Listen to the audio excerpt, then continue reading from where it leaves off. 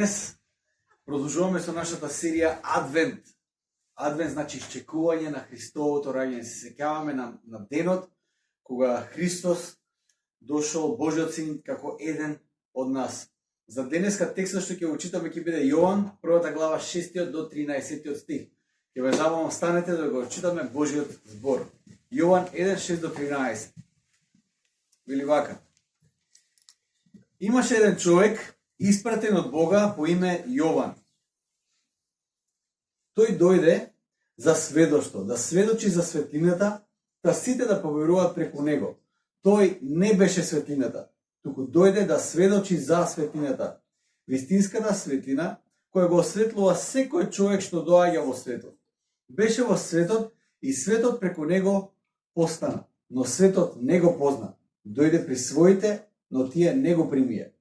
А на сите што го примија, на сите што веруваат во неговото име, им даде моќ да станат Божи чеда, Божи деца. Тие не се родија од крв, ниту од телесна похотта, ниту од похотта машка, туку од Бога. Амин. Повелете, седнете.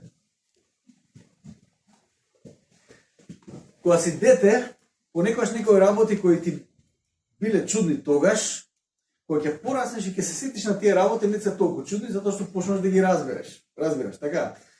Не се чудни некои работи, едноставно тоа што како дете ти било онака нагласено, боите биле преизразени, текстот бил многу нејасен, кога ќе пораснеш, кога ќе се сетиш на тоа, си кажеш, добро, не било толку страшно. Ствари, сега го разбирам тоа што сега, тогаш што сум го разбирал. Кога бев дете, во старата црква, таму каде што идев, расте во една црква, не живеев во црквата, ама секоја недела идевме таму на црква, имаше на еден зид имаше еден надпис со букви и сечени од стиропор. Тоа во 90, тоест крајот на 80-тите беше популарно. Ќе исечеш стиропор со некој фонт на букви, така пишуваш текст, немаше толку принтање. Така се правеше. И како дете не знае воопшто што значи тоа. Го гледав текстот, ама не знае што значи. Ми беше чудно што би можело да значи тоа што го пишува на тој текст. Го гледав на зидот, беше залепено на зидот на црквата, ама не знам што е. Посебно беше интересно кога почнав да ги учам буквите.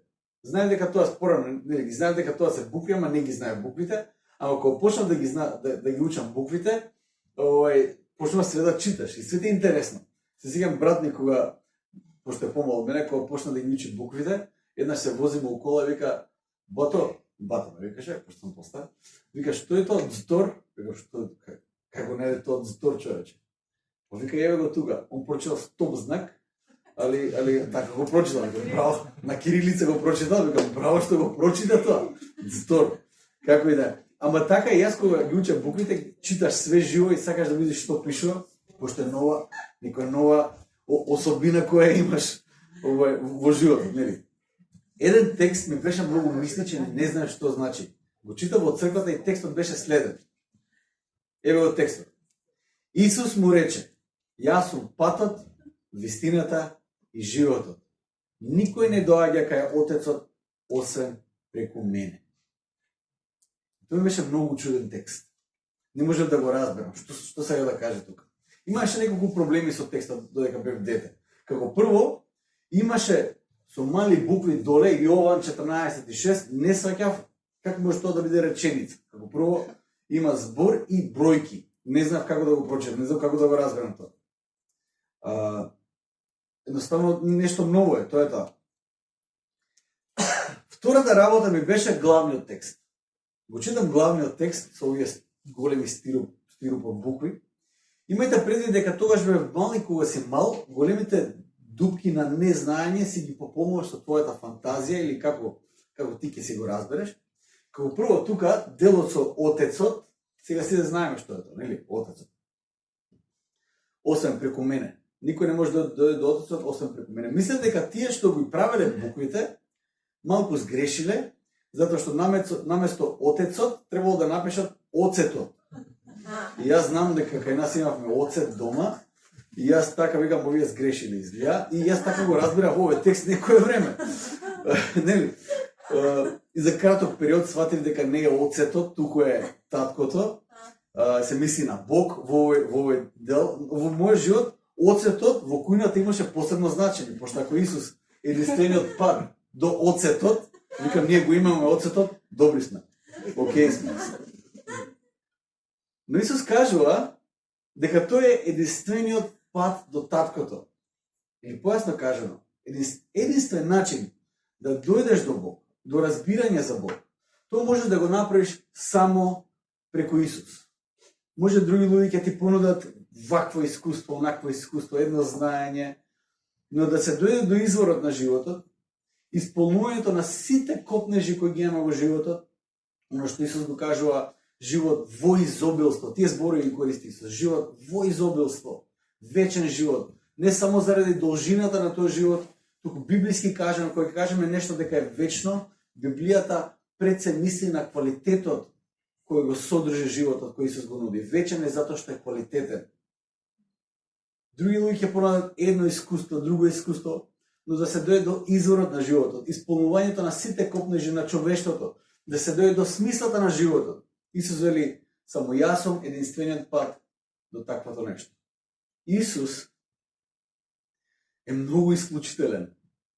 Сите тие некои теории дека Исус бил добар човек, убав учител, дека нешто убаво кажувал и дека он бил многу приемчив и дека бил добар со сите и дека сите само ги потврдувал нивните, ги охрабрувал оно, сето тоа паѓа во вода. Кога Исус кажува единствен начин да го дознаеш животот како што треба да го живееш, сум јас. И реално ако јас тоа го кажам, ако сакате единствено да знаете како да го живеете животот, мора да дојдете кај мене, бегајте до Лацарко. Затоа што јас не сум јас не сум тој. Христос само може да го каже за себе. Исус кажува дека тој е единствениот пат. Ова сезона на Адвент ја почнавме токму со представување на Исус преку поезијата која Јован ја пишува во прва глава. И ако читате Јован прва глава, тој пише една одлична, прекрасна поезија за своето Евангелие. Тој како и секогаш во неколку зборови ни открива многу повеќе од тоа што на прв поглед може да го прочитаме.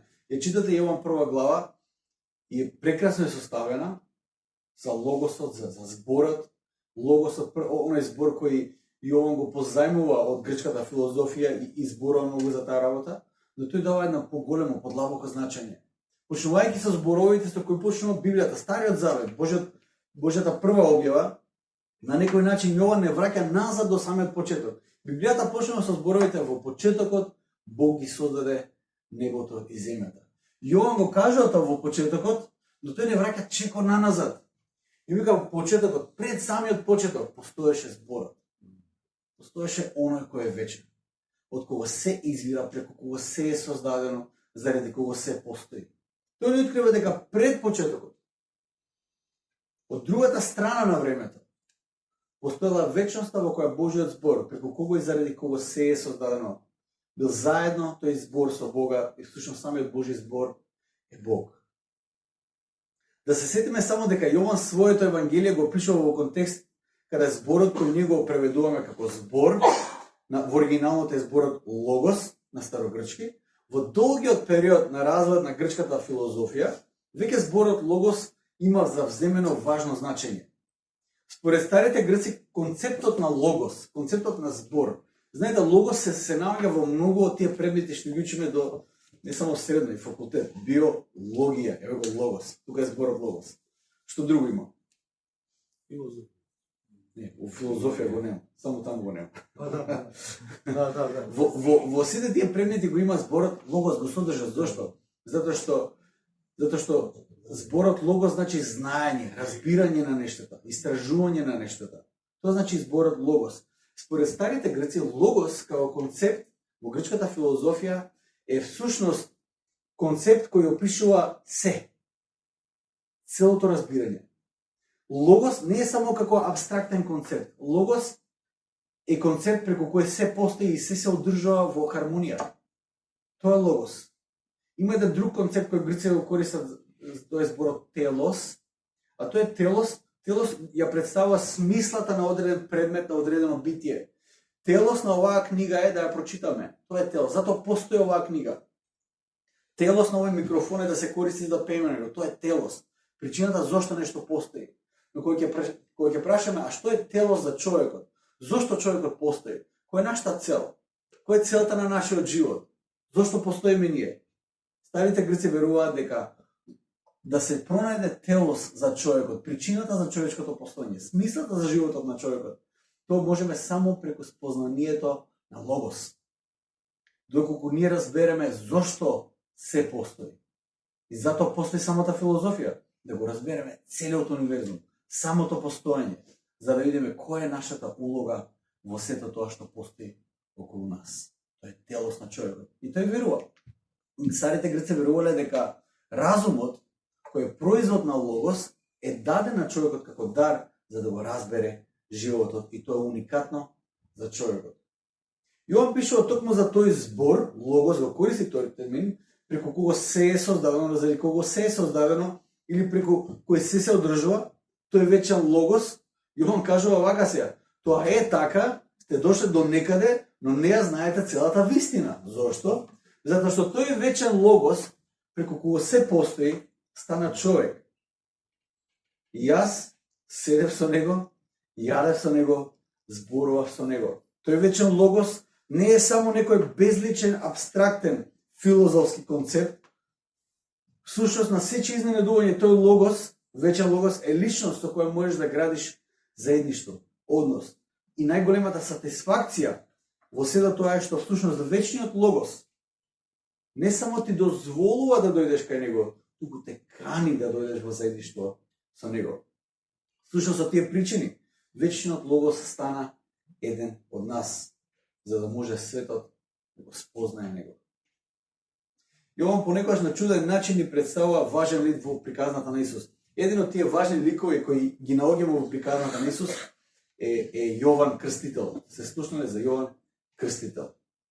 Јован ни пишува, Јован евангелистот и Јован Крстител се двајца различни Јовановци, само да не ги помешаме. Јован евангелистот пишува и го спомнува Јован Крстител, оној кој почна да го крштева, ги повикува евреите да се крстат, да се покаат за своите гревови, и како што се молеше Вале, да ги исправат патиштата за оној кој доправа доаѓа после него. Јован евангелистот ни го представува Јован Крстителот на следниот начин. Слушате како Јован понекогаш на чуден начин представува важен лик во Библијата. Имаше еден човек испратен од Бога по име Јован. Тој дојде за сведоштво, да сведочи за светлината, да сите да поверуваат преку него. Тој не беше светлината, туку дојде да сведочи за светлината, вистинската светлина која го осветлува секој човек што доаѓа по свет. Е малку тежок текст да се разбере. Зошто? Затоа што Јован користи еден концепт на пишување, се вика кајастички структури. Тоа е репетитивен концепт на пишување на одреден текст, за да се нагласи нешто важно. Пример, зборот светлина во овој краток текст се спомнува 5 пати. 4 пати како именки и еднаш како глагол. Зборот сведоштво се појавува 3 пати, 2 пати како именка и еднаш како глагол. Со други зборови, Јован има за цел да разликува кој е светлината, а кој е сведоштвото, кој е сведокот за таа светлина. На самиот почеток на нештата Јован евангелистот сака да расчисти со своите читатели кој е светлината, а кој е сведокот за светлината. Покрај тоа што хронолошки го представува Јован Крстител дека доаѓа пред Исус, да го припрема неговиот пат, црковен жаргон или црковен јазик за Јован го користиме зборот претеча, оној кој бил пред Христос, кој го припремил патот за Христос, така се нарекува Јован. Јован има посебна причина зашто толку јасно на самиот почеток сака да расчисти со своите читатели кој е кој. Јован живее во Ефес, додека го пишува ова Евангелие. Ако читате дела апостолски на самиот почеток од развојот од црквата, како се шири црквата, Ефес е едно од местата каде што кога апостол Павле оди таму, изборува за Христос, таму имало еврејска заедница кои знаеле нешто, не знаеле свема. И апостол Павле изборува за крштение. Овие биле запознаени само со крштението на Јован. Други зборови, кога Исус веќе, кога почнува црквата да го проповеда Исус, Евангелието за Исус, Јован е веќе на широко познат низ целото римско царство, како пророк. И многу луѓе го знаат Јован. И имало многу спекулации, дали тој е Месијата, дали не е Месијата, кој ќе биде Јован, што треба да правиме, дали тој е пророкот кој го очекувавме, дали тој е оној кој за кој Мојсе пишуваше, имало многу спекулации. Сега малце полесно, ќе напишеш нешто на Инста или кај да е, цел свет знае за 2 секунди, тоа е тоа. Во тоашно време, за да расшириш некоја вест, треба малце време да помине. Подрекла казала, додека го исправиш тоа што го слушнале, треба малку време да помине. И затоа црквата оди да проповеда. Јован, евангелистот, сака на самиот почеток да расчистиме дека Јован Крстител не е светлината, тој е сведокот за светлината. Јован Крстителот на почетокот бил многу познат и неговото крштење доспеало дури до Ефес. И Јован, каде што го пишува своето евангелие. Јован тоа што сака да го каже на своите читатели во тој момент е следното. Еден од нас, мислејќи на Јован Крстителот, сведочеше дека Бог ќе стане или стана еден од нас. Еден од нас сведочеше дека Бог стана еден од нас. Јован Крстителот сведочеше дека Исус, Божиот син, станува еден од нас. Ако не знаете ништо за Јован Крстител и колку е важен, може би сте ја виделе само сликата или иконата за Јован Крстител. Ќе ви ја покажам за кратко, не ја пуштате дори. Прво да ја видиме. Ја пуштате. Не. Океј. Прво сакам да ја видиме сликата за апостол Павле. Ако може да ја видиме. Како црквата ги гледа овие два лика на почеток. Видите го, апостол Павле. Апостол Павле црквата многу го сака. Толку е паметен апостол Павле што зикам, дури има стомаши на челото, значи six-pack. Устило целото знаење собрано кај него. Видите колку е чист, колку убава книга држи. Што да ви кажам? А видите го сега Јован, ова првата златната слика. Видите го како? Разбушавен, целиот е со партали. И сиката ова, па не е баш ова представа, може не е фотогеничен човек, не знам, може не му бил баш денот. Има и друга слика. И сега колку повеќе слики барата за ова, толку почудно стануваат. Сега повторно е разбушавен, партали гледате ова тука, одгоре на се доле да тацна една глава. И сега можеби не знаеш што е тоа, читајќи го Евангелието и црквената историја, сваќаш дека тоа уствари неговата глава. И не може да се поврзаш зошто, како, зошто и така натаму. Колку и да е чудно представен Јован во текстот и во иконите, Јован е овој човек тука, кој е разбушавен, кој е никаков. За него Исус знаете што ќе каже? Вистина, вистина ви велам, меѓу родените од жена не се јавил поголем од Јован Крстител. Сите тие што сме родени од жена, ово е најголем од нас. Ово е најважниот, ово е најсветиот, не знам. Кој сакате збор употребете го. Ово е најголемиот од сите луѓе. Колку изгледа разбушавено. На причина зашто Исус го кажува тоа. Може да се тргне Јован, да не се искомплексираме тук со главата. Зошто Исус го кажува тоа? Исус го кажува тоа затоа што Евангелието за Исус Христос почнува токму со Јован. Пораката за него почнува со Јован. Јован е оној кој го припрема патот за мисијата. Јован е оној кој е пратен за една единствена цел. Неговата кариера, ако барате некаква кариера, кариерата на Јован е да го припреми патот за оној кој следи.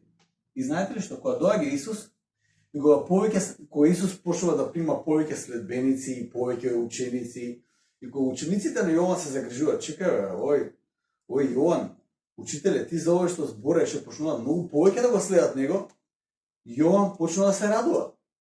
Вика, Јован вели вака, тој треба да расте и јас да се смалувам. Причината зашто јас дојдов тука, не бев јас, туку он. Точка. Таква кариера има Јован. Евангелието на Исус Христос почнува со Јован. Јован е оној кој го прекинува молкот од 400 години. Ако пример, ова е новиот завет. Ако има нов завет, предпоставувате дека треба да има и стар завет. помеѓу Стариот и Новиот Завет, помеѓу тоа што Мојсей и Израел го има како откровение и Новиот Завет за Исус Христос, постои еден молк, една тишина од Бог околу 400 години. Последниот пророк Малахија, кој најавува дека Господ нема да го остави својот народ, најавува дека ќе дојде некој кој ќе биде како една гласна труба, како еден представник за Божиот помазаник кој ќе дојде да донесе, да направи нешто многу важно. Јован е оној кој го прекинува тој молк. Јован е единствениот кој стои помеѓу времето на старите пророци, Стариот Завет, сите тие чуда што ги гледаме, Мојсей, Црвеното море, сите тие луди работи за кои читаме, и Новиот Завет со Исус. Јован стои помеѓу сето тоа. Тој е таа нишка која не пренесува во Новиот Завет. Можам само да замислам како историјата им оживеа на евреите. Знаете, ако сте да кажеме 400 години, онака кога гледаме назад, па не е многу, али кога ќе замислиме ние во наше време 400 години, тоа е многу време. Што било тука во Скопје пред 400 години? Веројатно кал. И смог, може би помалку од сега што дишеме. Во секој случај, 400 години е огромен период. Евреите живееле со тие ветувања 400 години. Слушале за тие чуда, читале за тие чуда кои Господ ги правил во минатово, но сика, добро, а каде е Господ сега? Кај се тие чуда сега? Само читаме, приказни ли се тоа? Митови ли се тоа? Се дека не се појавил Јован. И во Јован тие гледат еден старозаветен лик. Еден лик кој носи нешто ново. Целата историја им заживува пред нивните очи. Го гледаат Јован кој не се бори за политичка превласт. Едноставно тој бега во пустината, таму каде што никој не може ни да го избере ни за водач, ни за ништо. Не го интересира тоа. Тој е премногу вреден да има таков мотив. Сепак зборува со авторитет кој го немаат почувствувано до тогаш, барем као генерација. Јован, евангелистите ни опишуваат дека тој јадел див мед, скакулци и бил облечен од камелски со облека од камелски влакна. И тоа намерно го кажува тој дел, затоа што оној кој владел во тој момент Ирод, тој живеел во палати и кој знае што све имал. Јован, кој уствари бил влијателен, тој живеел на еден таков начин. Евангелистите ни го кажуваат тоа. Бог преку Јован продолжува од таму каде што застанал. Докога читате последната глава од Стариот Завет, ќе видите точно за што зборувам. Отворите Малахија 3 глава, последниот текст од Стариот Завет. Во Малахија 3 глава, последниот текст на откровение пред доаѓањето на Месијата, таму стојат некои важни информации и најави. Текстот 3 глава од Малахија почнува со овака: И ете, јас ќе го испратнам гласникот свој и тој ќе го приготви патот пред мене. А главата завршува, последните зборови се: Ете, јас ќе го пратам кај вас пророкот Илија, или некој кој доаѓа во духот на пророкот Илија, пред да настапи денот Господов, голем и страшен ден. И со овие зборови евреите имаат некој iščекување дека кога ќе дојде тој гласникот, кога ќе дојде Јован Крстителот или некој кој действува во духот на пророкот Илија, доаѓа големиот и страшен ден Господов. Можам само да замислам што очекувале тие. Кога доаѓа Јован и кога тој најавува нешто ново, мислам дека никој не очекувал бебе родено во штала кај живот. Тоа ли е денот страшен Господов кој тие го очекуваат? Зарем тоа е страшниот ден Господов, голем и страшен? Јован Крстител е сведок за светлината која доаѓаше во светот. Јован Крстител на почетокот тоа го расчистува со сите своји ученици. Доаѓаат кај него и го прашуваат, но тој е многу јасен. Дојде Јован да го припреми патот за оној кој беше патот, јас сум патот, вистината и животот, како што вели Исус. Ако Јован е најголемиот роден од жена, тогаш кој е оној кој Јован го најавува дека ќе дојде после него, за кого тој самиот вели: по мене иде оној што е последен од мене, кому не сум достоен да му се наведам и да му ги одврзам ремењата на обувките. Исус за Јован вели: нема поголем роден од жена за Јован, а Јован вели: по мене тоа што доаѓа. Јас не сум достоен да се синам, да му ги одврзам врвките на обувките. Зошто е толку посебен Исус? Дали се запрашаш зошто е толку посебен Исус? Ако сте некое време од црква, знаете има прашања кои не смеете да ги поставите, пошто сите ги се смеат. Зошто е посебен Исус, пошто не се надам дека никој нема да ви се смее ако поставите прашањата, се шалам се. Поставете ги сите прашања. Но некогаш не се осмелувате да поставите некое прашање. Едноставно го прифаќате како такво. Но зошто е посебен Исус? Зошто е толку важен Исус? Што е толку Исус посебен од Јован Крстител? Што е толку Исус посебен од Павле? Исус нема напишал ниту еден збор. Павле напишал посланија, тој е мудар човек. Одел низ цело Римско царство, дебатирал со луѓе. Што е толку посебен Исус? Тука Јован ни кажува во крајот на овој текст, каде вели, а на сите што го примија, се мисли на Исус, на сите што веруваат во Неговото име, сите што го примија и што веруваат во Неговото име, и токму за тоа устари чита и децава. За доверба, за вера, за мирот, за надежта кој доаѓаат од Господ. За тој чекор на доверба кој Авраам го положил во Бог на самиот почеток. И сега Господ по истиот принцип не повикува нас да положиме нашата доверба во Него.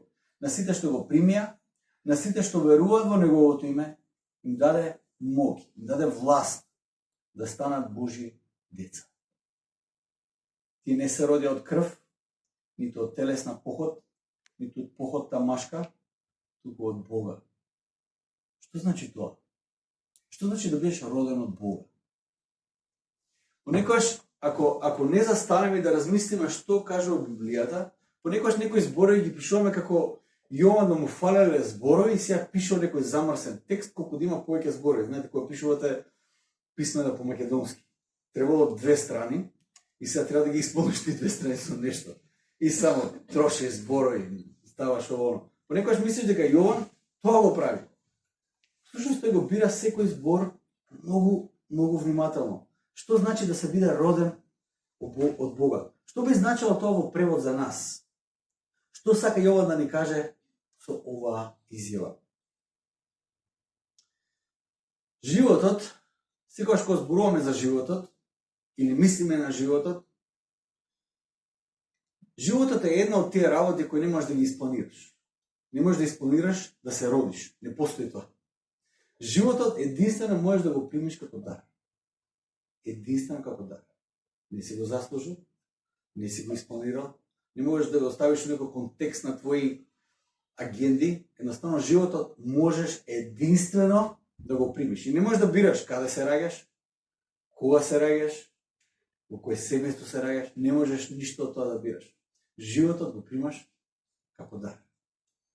Некои тоа го гледаат за огромен благослов, за огромна среќа, некои го гледаат како да се родев барем. Таму полесно ќе ми беше. И има различни категории на луѓе кои имаат различен поглед на животот. Но фактот е тоа, дека животот можеш единствено само да го примиш. Не можеш да го исполнираш, не можеш ти да го поттикнеш. Го примаш како да е. Многу нешта во животот си ги заработуваме, ги изработуваме, но животот можеме само да го примеме. Кога ќе се сочиме со бурите во животот, колку и животот да ни е добар, да ни е нареден, да ни е убав животот. Кога ќе се сочиме со бурите во животот, со прашањата кои животот ги фрла врз нас, понекогаш тешки прашања, кои не можеме лесно да одговориме, нема 3 чекори до супер живот, не постои тоа. Тоест може би постои, јас не го знам, не сум го открил тоа. Понекогаш ќе седнеме во очај и ќе поставиме тие прашања кои ги нарекуваме прашања од прв ред. Не се тоа прашање на прашање од втор ред, што ќе јадам, што ќе облечам, тие се поедноставни прашања. Да, имам 2 ќерки дома, понекогаш и тие се прашања многу тешки за одговарање, што ќе се облече, што ќе тешки се признам го тоа. Но прашањата од прв ред се прашања кои ги поставуваме во врска со нашиот живот. Зошто сум јас овде? На каде ми оди животот? Која е смислата на животот? Како да дојдам до радоста во животот? Како да живеем исполнет живот? Како да имам мир во животот? Тоа се прашања од прв степен, за кои често пати немаме време. И кога ќе се соочиме со тие прашања, кога не треба, кога едноставно мислиме дека некоја судбина надвиснала на нас која не сме ја очекувале, често пати се потсетувам на текстовот од Господарот на прстените, ако сте го гледале тој филм, прекрасен филм, кога Фродо и Гандалф разговараат, кога Фродо го прима прстенот. Го прима прстенот и гледа, Фродо почнува да разбира што е прстенот во ствари. Колку зло носи прстенот, каков товар е прстенот, кој треба да го носи. И тој на почетокот на неговото патување, тој е пред Гандалф да падне во таа бездна. Фродо зборува со Гандалф и вика: би сакал тоа да не се случеше во моето време. Да ми избегнеше барем тој прстен мене. Некој друг да го носи што е тоа. А Гандалф му рече: па и јас сакам. И така мислат сите што живеат да видат вакви времења, што ќе доживеат вакви времења. Размислуваат на тој начин, барем тоа мене да ме одминеше. Но тоа не е нешто што тие можат да го одлучат. Ништо од тоа не може да го одлучиш. Се што ние треба да одлучиме, тоа е важно. Се што ние треба да одлучиме е што ќе правиме со времето што ни е дадено. Можеби не можеш да одбереш многу работи, каде си се родил, не можеш да одбереш животот, каде ќе го поминеш, или кои работи ќе ти дојдат во животот.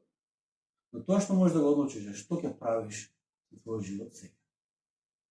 Како ќе го живееш тој живот, без разлика во кои околности се наоѓаш. А што ни е дадено на нас? Секогаш мора да се прашаме што мене сега во овој момент ми е дадено.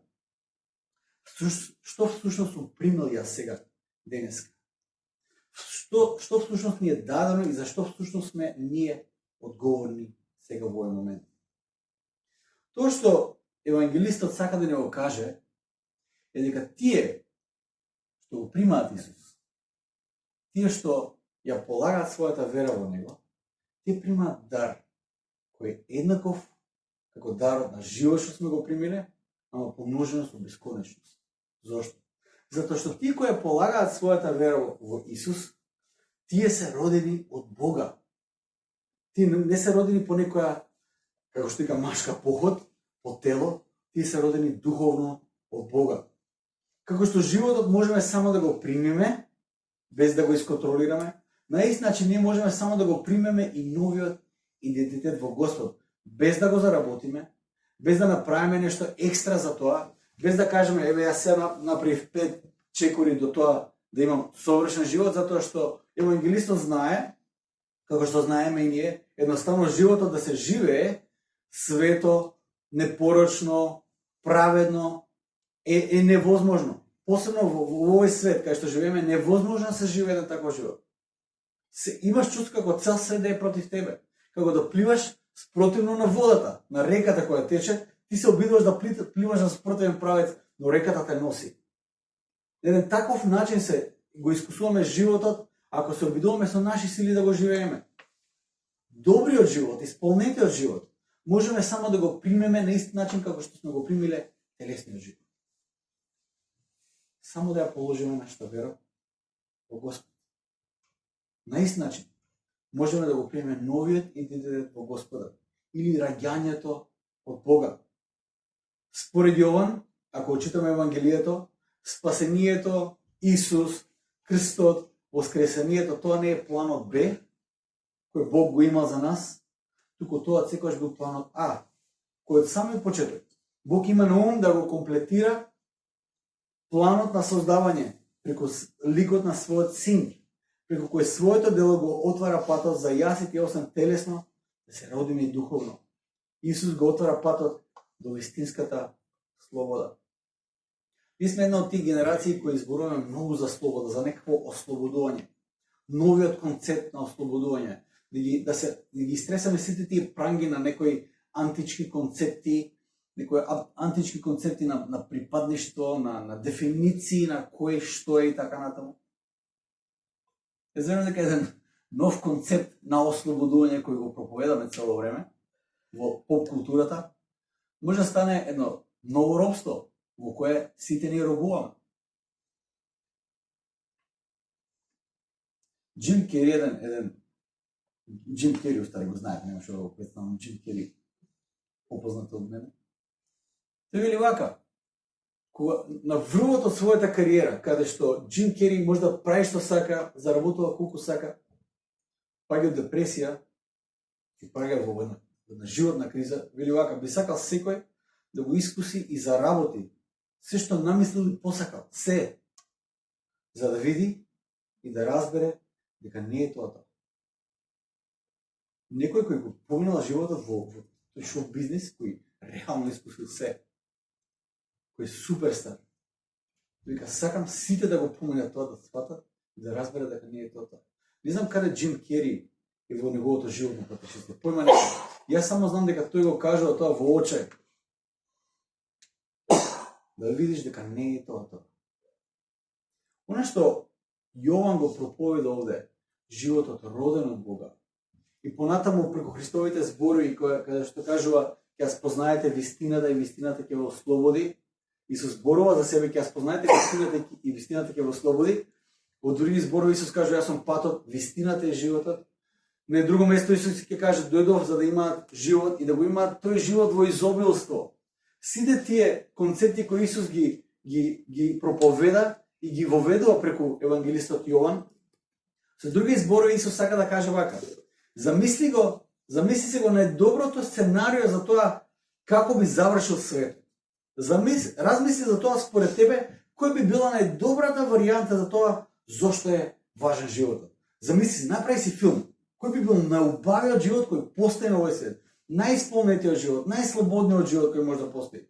Не мислам на некои дела кои може да ги правиш, туку на тие некои внатрешни, скриени, суптилни концепти на слобода, на исполнетост, на мир, по кој копнеш, на валоризација.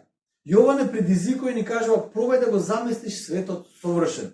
Пробај да се замислиш себе си во благосостојба како не можеш ни да замислиш дека може да постои.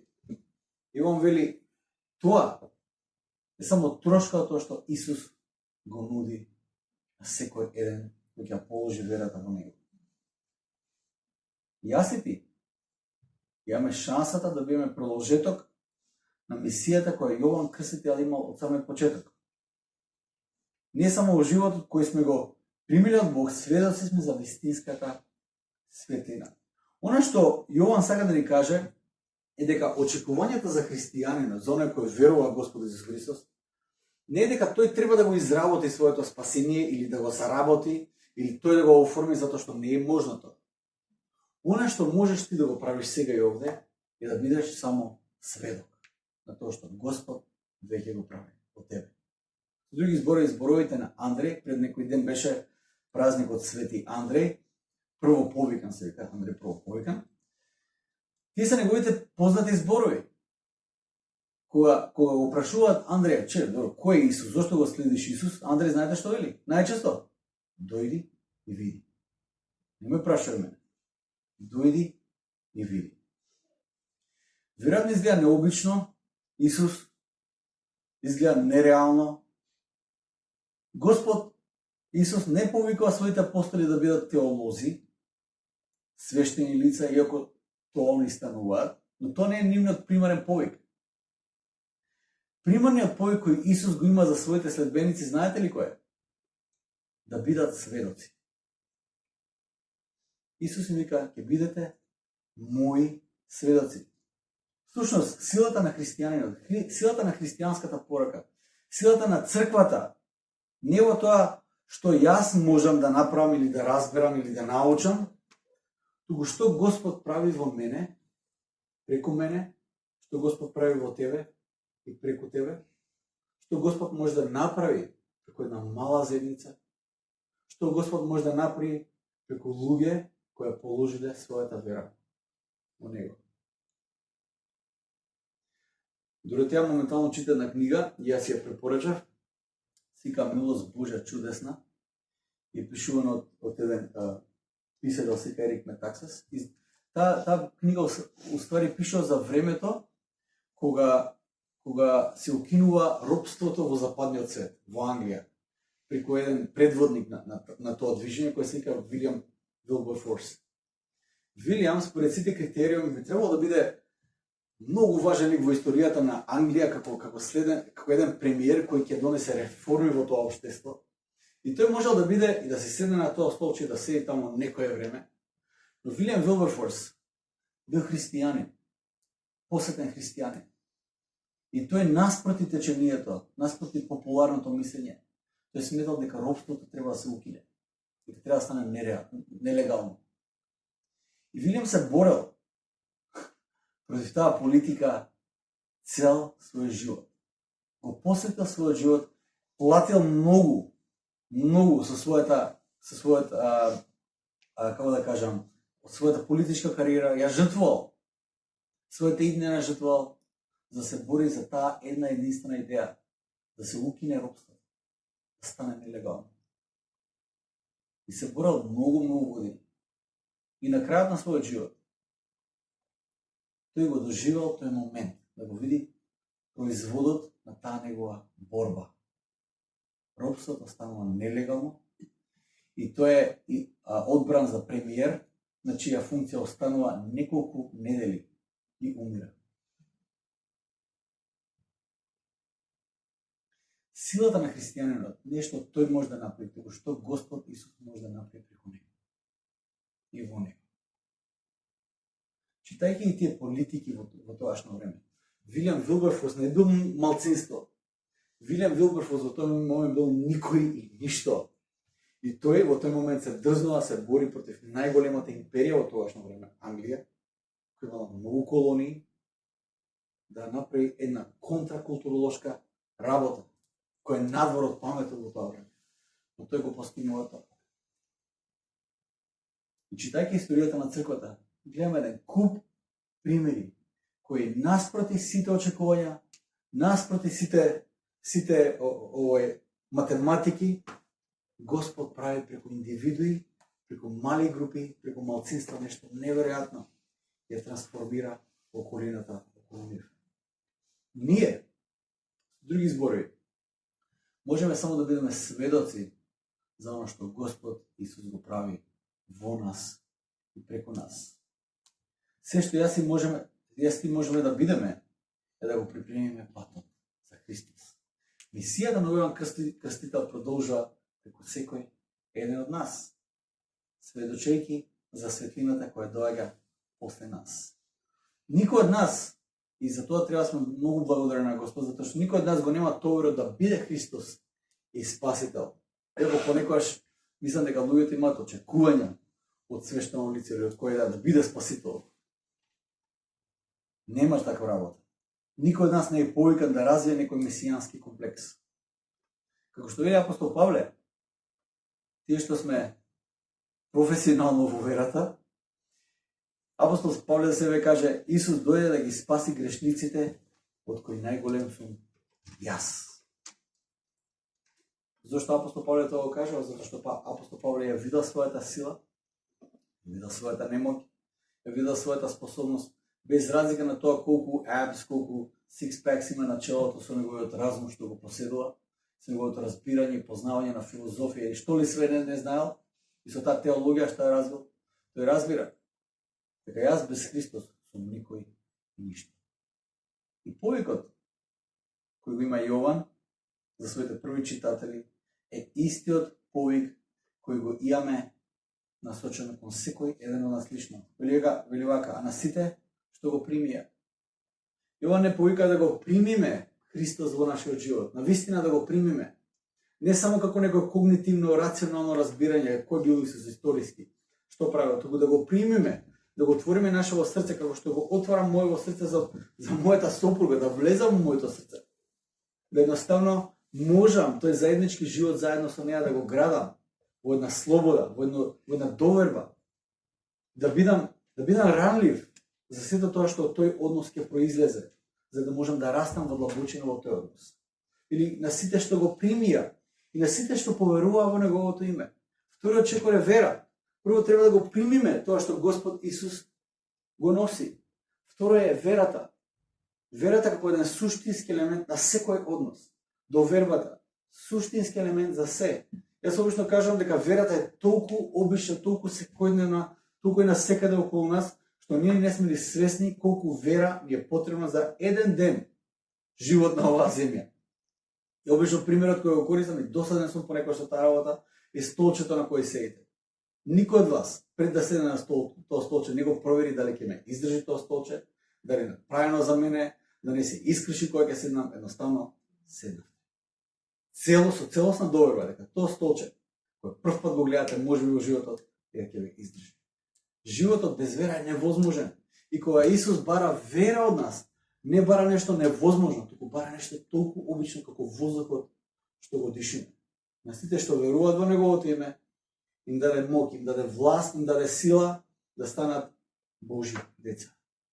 Да се родиме од Господ, да се родиме од Бога, да се родиме духовно. И тоа е нешто кое само Господ може да го произведе. Не само може да го примеме, како што го примеме и животот кој го живееме. Но прашање да секој од нас денес е.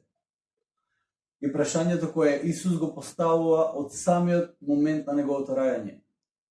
Дали го примаш дарот на новиот живот кој доаѓа преку Исус?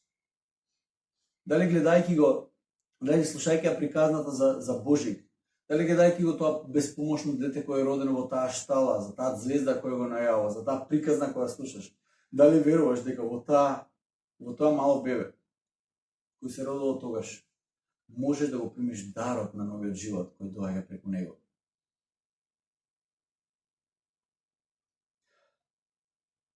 Единствено, ако го примиш, може да бидеш само сведок за тоа што Господ Исус го прави во тебе. Сведоштата ми се едни од најубавите приказни кои може да ги читам или да ги гледам. Благодарение на YouTube и целата индустрија имаме пристап до многу сведошта кои луѓе едноставно знаат дека Господ го променил нивниот живот.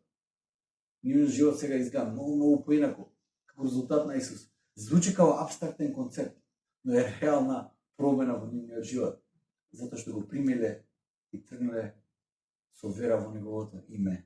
Ја добиле таа сила, власт, како што вели писателот Јован, да станат Божји деца. И тоа е радосната вест. Радосната вест е дека ова не е крајот. Радосната вест е дека животот со Бог е квалитетен живот со Бог, е дар од Бог, кој е квалитетен и затоа е вечен. Господ ни повикува да живееме заедно со Него. Ајде да станеме да се помолиме за крај.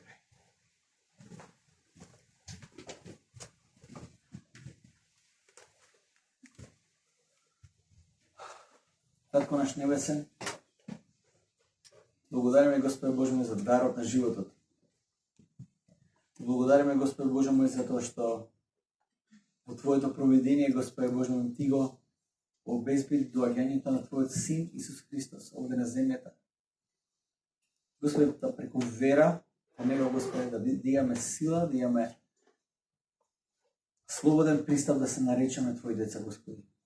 Затоа што, Господи, ние сме создадени да бидеме Твои деца. Можеме сега се молам за секој ден кој пристапува и со прашалници, и со можеби потешкоти во животот, Господи. Јас те молам сега во овој момент да одговориш на нивната молитва, Господи, да го слушнеш нивниот глас. Да, Господи, ги допреш срцата кои те бараат.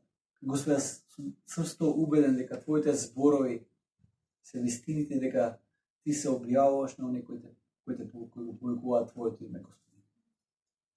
Стомам, Господи, сега благословене, прослави се преку нас и те молиме, Боже мој, биди со нас. Ова неделна богослужба, ова неделен ден, ова недела која престојува, Господи. И нека, Господи Боже мој, секој момент на Твојата објава преку приказната за тоа како Ти си дошол во овој свет, си се родил, Господи Боже мој. Јас те молам, Господи, да ние се сетиме на Твоите зборови, дека Ти си светлината на светот. И нека, Господи, Ти доаѓаш да имаме живот во задоволство. Помогни ни, Господи Боже мој, да положиме нашата вера во Тебе. Се оставаме, Господи, во Твоите раци. Амен. Amen.